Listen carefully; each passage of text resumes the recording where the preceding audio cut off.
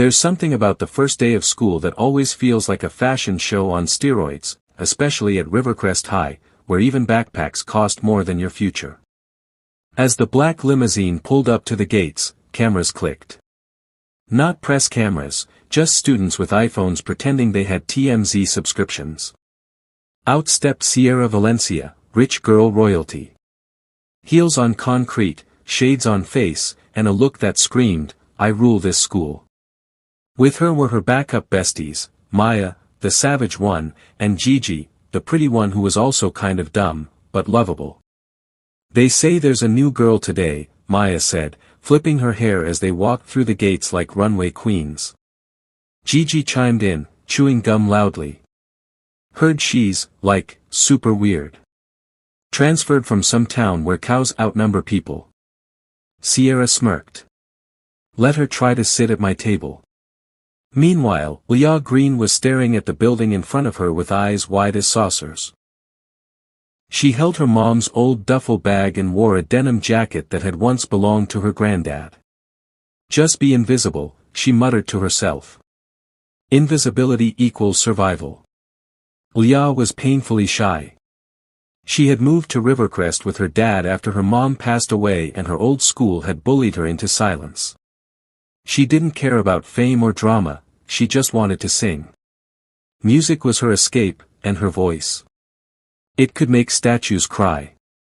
But Rivercrest wasn't a place that welcomed quiet talent. Not when the halls were filled with dancers, TikTok stars, and rich kids with followers in the six figures. By lunch, Leah had already tripped over a designer shoe, spilled water on someone's custom bag, and been labeled the ghost girl on the school's gossip page. She sat alone at the farthest table, pretending to scroll through her non-existent friends list. That's when Leo Cruz walked in. Leo was the kind of guy who didn't need to try to be cool. He was accidentally magnetic. Wavy dark hair, ripped jeans, paint-stained fingers, and earbuds always in. A senior who didn't care about popularity but somehow had it anyway. He saw Leah alone. And because Leo hated unfair things, he sat next to her. "You look like you're pretending to be invisible," he said. Leah blinked. "Maybe I am. You're doing a terrible job. I saw you from across the room." He smiled. She nearly melted into the plastic seat. Their conversation lasted 12 minutes, but it was enough to spark something. Later that day, while everyone else was rushing to after-school clubs, Leo caught her in the music room, singing to herself. No mic. Just her and the piano. He stood frozen in the doorway. "Why are you hiding that voice?" he asked. She jumped, instantly embarrassed. "I'm not. I wasn't. I mean, I'm just practicing." "Wrong school to hide talent," Leo said. "You should sign up for the spring music show." Leah shook her head. "Not happening." But the seed was planted. The next morning, the Rivercrest online gossip page, Tea at 10, posted this. "Breaking, shy girl from nowhere may be a secret musical genius. Sources say Leo Cruz caught her singing. Is Rivercrest about to crown a new queen of the stage? Or will she choke?" Sierra saw the post and almost choked on her caramel oat milk latte. "Who does she think she is?" she snapped. Maya narrowed her eyes. "Let's crush her before she even climbs." Operation Silent Sabotage began immediately. They invited Leah to their table the next day, fake smiles, real intentions. "We think you're cute," Sierra said sweetly. "Come to my dance party this Friday. Everyone will be there. Even the music scouts." Leah hesitated, then nodded. She wanted to believe it was real. That night, she tried on her best outfit, borrowed her dad's hair straightener, and showed up at Sierra's mansion, only to walk into a room full of whispers and laughter. The karaoke mic was shoved into her hand. "Show us what you've got, songbird," Sierra purred. Nervously, Leah began singing. But the mic had been tampered with. Her voice came out garbled. She sounded like a frog drowning in peanut butter. The room exploded with laughter. She ran out in tears. Leah didn't show up to school the next day. Or the one after. But Leo did. And he wasn't smiling. When he heard about what happened at Sierra's party, he slammed his locker so hard the hallway went quiet. "Why would you do that?" he asked Sierra the moment he found her lounging by the fountain. Sierra laughed, twirling her platinum braid. "Maybe you should ask your new project why she thought she belonged. You think being rich gives you the right to ruin people?" "No," Sierra said with a smirk. "Being me does." Leo walked away. He had enough. So he did what he did best, created chaos the artistic way. That weekend, he dropped a remix online. It sampled Leah's real singing. He had recorded a rehearsal, laid over a beat he made in his room. It was titled, "The Real Voice of Rivercrest." The school went crazy. Teachers played it during free periods. Students shared it on TikTok. People started asking, "Who is this girl?" And on Monday, when Leah returned, hood up, head down, she was greeted with applause. Leah didn't know how to deal with it. She still felt small. But Leo wasn't letting her hide anymore. "You're joining the talent showcase," he told her, dragging her to the auditorium. "I can't. I freeze on stage. Then we practice. Every day." They did. And it wasn't easy. Day 1, she fainted during warm-ups. Day 2, she tripped on a mic cable and sprained her wrist. Day 3, she almost quit. But by day 7, she was glowing. And not just her. Their rehearsals became a magnet for misfits, shy kids who wanted to dance, quirky girls who could rap, even a skateboarder with a secret talent for ballet. They all joined. They called themselves the underdogs. It became more than just practice, it was rebellion. Sierra saw it happening. Her perfect world was cracking.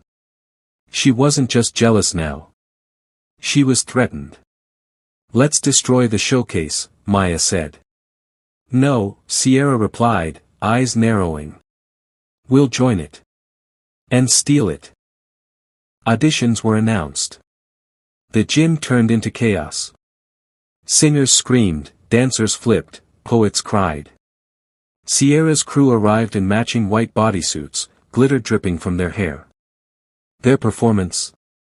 A fiery medley of pop songs, dance tricks, and confetti cannons. Leah's crew was next. They wore black jeans and colorful sneakers.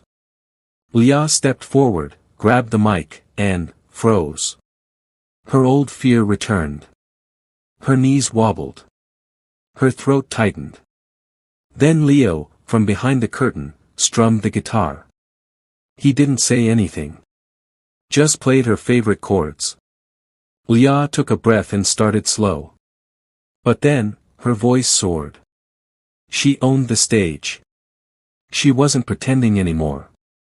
The judges were speechless. So was Sierra. Until Maya leaned over and whispered, "We still have plan B." Which is? Expose her. Her past. Her secret. Sierra's grin was wicked. They had hacked Leah's old school record. And what they found? Leah had once entered a hospital for anxiety attacks after a talent show meltdown.